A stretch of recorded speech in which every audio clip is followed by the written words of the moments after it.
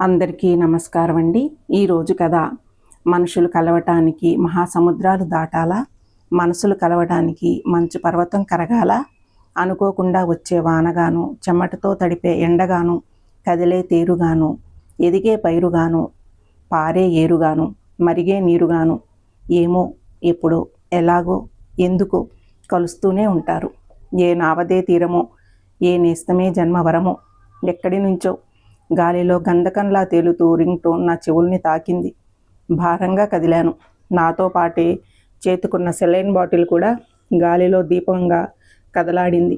తెరలు తెరలుగా వచ్చిన కడుపు నొప్పి ఉపశమనం కోసం పెట్టిన సెలైన్ బాటిల్ నా వంక దిగులుగా చూస్తోంది.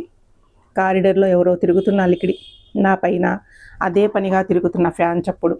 గాలికి డోర్ కర్టెన్ పైకి లేచింది. కళ్ళు తెరిచి పాట వినిపించిన వైపు చూశాను. ఎదురుగా ఉన్న గదిలో ఎవరో అమ్మాయి చేతికి సెలైన్ బాటిల్తో కనిపించింది. ఓదారుస్తూ పక్కనే ఆమె స్నేహితురాలు కొసరి కొసరి అన్నం పెడుతుంటే విలువ తెలియకుండా పెరిగినందుకు మంచి శిక్షే పడింది.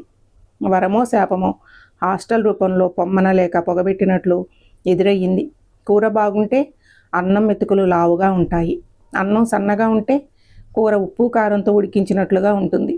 బిందెలు బిందెలు నీళ్లు కలిపి తాలింపు వేసిన చారు, ఉండి లేనట్లుగా కనిపించే కందిపప్పుతో పసుపుగా సాంబారు. ఎప్పుడైనా ఔటింగ్ దొరికితే బజార్లో దొరికే అడ్డమైన గడ్డిని ఆబగా తిన్న కర్మానికి తెరలు తెరలుగా కడుపు నొప్పి. దాని ఫలితం ఆసుపత్రి బెడ్. ఇప్పుడు ఎలా ఉంది అడిగింది సిస్టర్. పర్లేదు అని చెప్పి నీరసంగా ఆమె వంక చూశాను. సెలైన్ బాటిల్లో సూదిగుచ్చి అందులోకి ఏదో పసుపు రంగు మందు పంపించింది. నాడి పట్టుకుని చూసి సాయంత్రానికి పంపుతారు, రెస్ట్ తీసుకో. బజారులో ఏది దొరికితే అది తినకూడదు. నోటికి రుచిగా ఉన్నవన్నీ ఆరోగ్యానికి మంచిది కాదు చెప్పి వెళ్ళిపోయింది. కొన్ని రోజులు హాస్టల్ తిండి తింటే తెలుస్తుంది. నోటి చివరిదాకా వచ్చిన మాట నీరస వల్ల గొంతులోనే ఆగిపోయింది. పైకి అనలేకపోయాను. ఆమె వెళ్ళిన విసిరికి డోర్ కర్టెన్ పక్కకి జరిగింది. నాకు ఎదురుగా దిండు మంచానికి ఎత్తుగా జరిపి టిఫిన్ తింటున్న అమ్మాయి కనపడినట్లుగా కనిపించింది.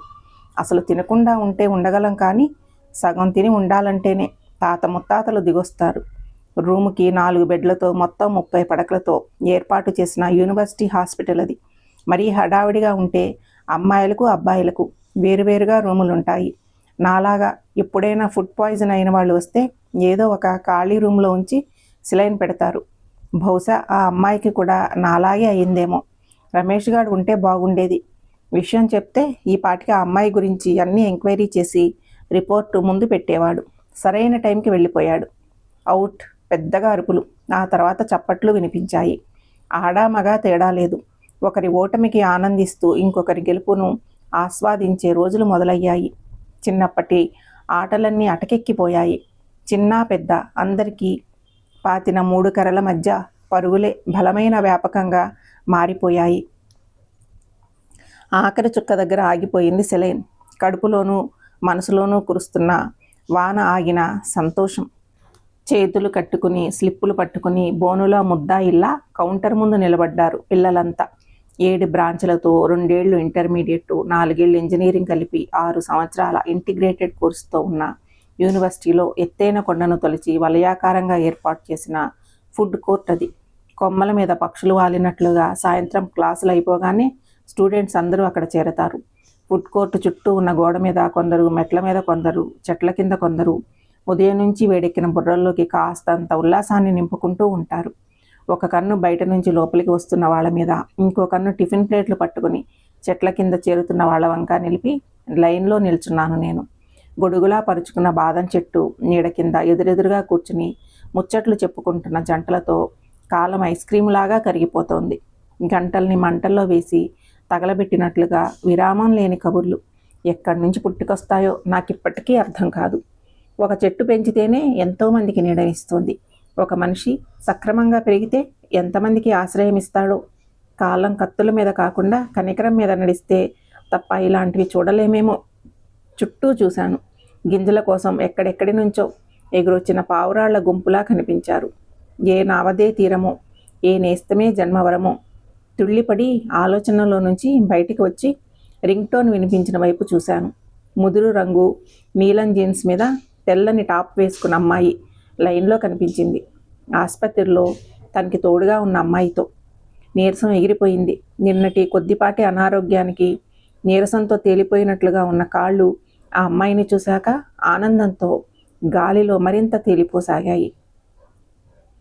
నా టిఫిన్ ప్లేట్ తీసుకుని బాదం చెట్టు కిందకి చేరి తింటూ ఆ అమ్మాయినే గమనించసాగాను. టిఫిన్ తీసుకుని ఇద్దరు ఎదురుగా ఉన్న మరో బాదం చెట్టు నీడలో కూర్చున్నారు.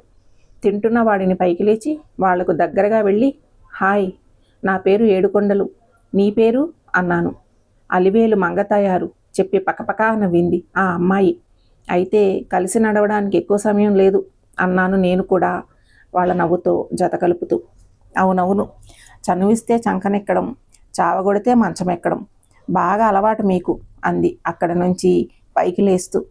పక్కనున్న అమ్మాయి కూడా ఆమెను అనుసరించింది. నీ ఆరోగ్యం బాగుందా ఇప్పుడు అడిగాను. నీకెలా తెలుసు అన్నట్లుగా నుదురు చిట్లించింది. నడకలో వేగం తగ్గి మాటల్లో ఆశ్చర్యం తొంగి చూసింది.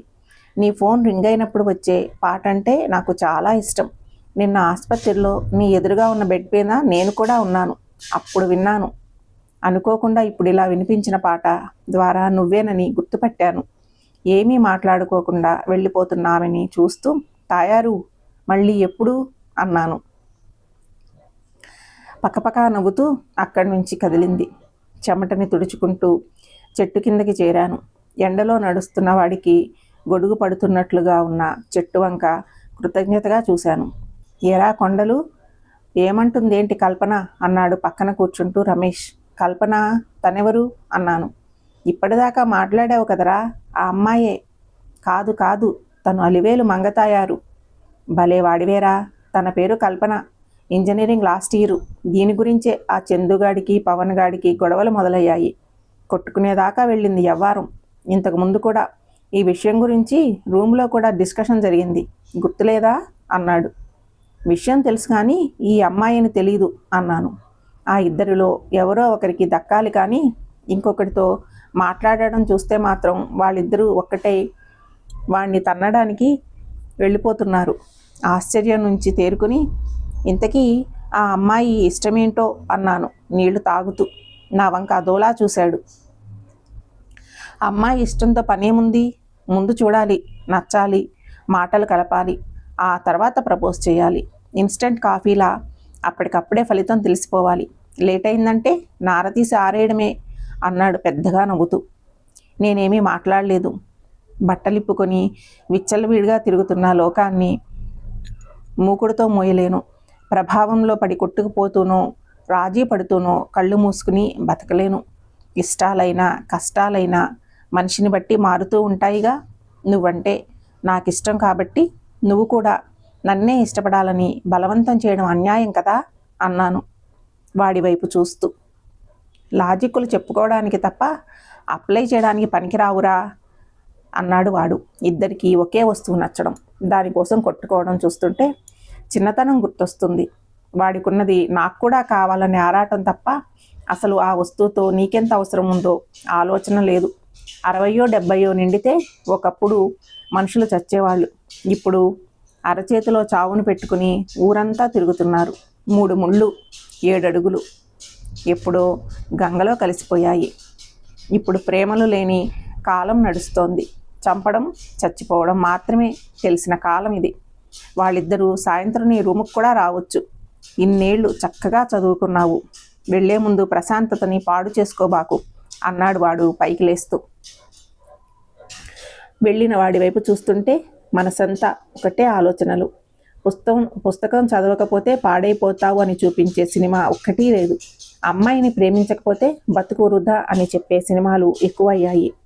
హీరో ఒక అమ్మాయిని ప్రేమిస్తే ఆ ప్రేమ గెలిచేదాకా వాళ్ళిద్దరినీ అందరూ సపోర్ట్ చేస్తారు. ఎన్నెన్నో త్యాగాలు, మరెన్నో పోరాటాలు, రక్తపాతాలు. చివరికి శుభముందు అందరూ నవ్వి చూసిన వాళ్ళందరినీ వెర్రివాళ్ళని చేస్తారు. మనుషులంతా ఆ భ్రమలోనే బతికే పరిస్థితుల్ని క్రియేట్ చేస్తారు. అక్కడి నుంచి రూమ్ వైపు బయలుదేరాను. ప్రేమ పుట్టడానికి నిమిషమో అర నిమిషమో సరిపోతుంది. కానీ దాన్ని గెలుచుకోవడానికి ఎన్నో బలులు జరగాలి, ఎన్నో జీవితాలు మట్టిలో కలిసిపోవాలి. అదే జీవితం అంటే. నీతో మాట్లాడాలి అన్నాను ఒకసారి. ఏంటి విషయం చెప్పు అంది. ఇక్కడ కాదు అక్కడ కొండపై కనిపిస్తున్న ఫుడ్ కోర్ట్ వైపు చెయ్యి చూపించాను. అకాడమిక్ బ్లాక్స్, లైబ్రరీ దాటి ఫుడ్ కోర్ట్ దగ్గరికి చేరుకుని బాదం చెట్టు కింద కూర్చున్నాక చెప్పు అంది. ఇంకో నెలలో ఇంజనీరింగ్ పూర్తవుతుంది. ఎక్కడో ఒక చోట ఏదో ఒక జాబ్ వస్తుంది. నువ్వు ఒప్పుకుంటే పెద్దలతో మాట్లాడతాను అన్నాను సూటిగా విషయంలోకి వస్తూ. ఒప్పుకోకపోతే? నాకంటే సూటిగా వచ్చిందా మాట. వెంటనే సమాధానం చెప్పలేక తడబడ్డాను క్షణం. చెప్పు, కలలు కందామా, కలిసుందామా? మళ్ళీ తనే అడిగింది రెట్టిస్తూ. నా నుంచి సమాధానం లేదు. చూడు, ఇంటర్ నుంచి చందు, ఇంజనీరింగ్ 2వ సంవత్సరం నుంచి పవను నా వెంట పడుతున్నారు. ఇప్పుడు నువ్వు. నా ఇష్టంతో పని లేదు. మీకు ఇష్టం కాబట్టి తాన్నే నా ఇష్టంగా మార్చుకోవాలి. పోనీ నువ్వే చెప్పు, మీ ముగ్గురిలో ఎవరిని ఇష్టపడాలో అంది సూటిగా. మళ్ళీ నాలో అలజడుల జలపాతాలు మొదలయ్యాయి. ఈ వయసులో మన కష్టాన్నే ఇష్టంగా మార్చుకోవాలి. మంచి భవిష్యత్తు గురించి కలలు కనాలి. అనుభవాలను, ఆలోచనలను, ఎదుగుదలను సోపానాలుగా మలుచుకోవాలి. అంతేకాని అమ్మాయి బాగుందనో, పరిచయం అయిందనో, ప్రేమిస్తున్నానని చెప్తే అది ఇద్దరి భవిష్యత్తుకు కూడా మంచిది కాదు. చదువుకునే వయసులో ప్రేమలు, పెళ్ళిళ్ళు మంచివి కాదు. ప్రేమించుకుని అందరికంటే ముందు కొన్ని అనుభవాలను పొందాలని తహతహలాడతాం. కానీ అవే భవిష్యత్తులో పీడకలలుగా మారి జీవితాంతం వెంటాడుతూ ఉంటాయి. రోజు పేపర్లో ఎన్నో దారుణాల గురించి చదువుతున్నాం. ప్రేమించకపోతే చంపేస్తారు, చెప్పినట్టు వినకపోతే చంపేస్తారు, మాట్లాడితే చంపేస్తారు, మాట్లాడకపోతే చంపేస్తారు. కొన్నాళ్ళు కలిసి ఉండడం, ఆ తర్వాత చంపేయడం. కలిసి ఉండడానికి ఇష్టపడనప్పుడు విడిపోవడానికి కూడా ఇష్టపడొచ్చు కదా. చంపడం ఎందుకు? మీరిద్దరూ నాకు స్నేహితులు. ప్రేమించే ఉద్దేశం లేదని వాళ్ళతో చెప్పేయొచ్చు. దాని పర్యవసనాలు వేరుగా ఉండేవి. అందుకే నా చుట్టూ నేను ఒక గోడ కట్టుకున్నాను. నా జాగ్రత్తలో నేనుంటున్నాను. నా కారణంగా వాళ్ళిద్దరూ గొడవ పడుతున్నారని విన్నప్పుడల్లా ఎంతో బాధ కలుగుతుంది. వయసుతో పాటు జ్ఞానమో సంస్కారమో పెరగాలి ప్రతి ఒక్కరికి. ఇవి రెండూ పెరగని వాళ్ళని ఏమనాలో నువ్వే ఆలోచించుకో చెప్పి అక్కడ నుంచి లేచింది. కొద్ది దూరం నడిచాక ఆమె ఫోన్ మోగింది. ఏ నావదే తీరమో, ఏ నేస్తమో జన్మవరమో పాట కూడా ఆమెతో పాటే వెళ్ళిపోయింది. మనుషులు విడిపోవడానికి సునామీలు చెలరేగాల, మనసులు దూరం అవడానికి అగ్ని పర్వతాలు బద్దలవ్వాలా? గుండె సముద్రమే ఎగిసినప్పుడు, పూలు వాడి నేల రాలినప్పుడు, కళ్ళల్లో నదులు పొంగినప్పుడు, కలవరంతో గుండె మండినప్పుడు, ఏమో ఎప్పుడో ఎలాగో విడిపోతూనే ఉంటారు. తీరం చేరే నావలు కొన్ని అలల దాటికి చెల్లా చెదురవుతాయి. మరికొన్ని మధ్యలోనే మునిగిపోతాయి. మరికొన్ని నావలు తీరం ఎటున్నదో తెలియక సాగుతూనే ఉంటాయి. ఈ కథ సమాప్తము. ఈ కథ మీకు నచ్చినట్లయితే ఛానల్ని సబ్స్క్రైబ్ చేసుకోండి. ఛానల్లోని మిగతా కథలను ఫాలో అవ్వండి. మీ స్నేహితులకి, బంధువులకి షేర్ చేయండి, లైక్ చేయండి. ఈ కథ గురించిన మీ అభిప్రాయాన్ని కామెంట్ రూపంలో తెలియచేయండి. Thank you.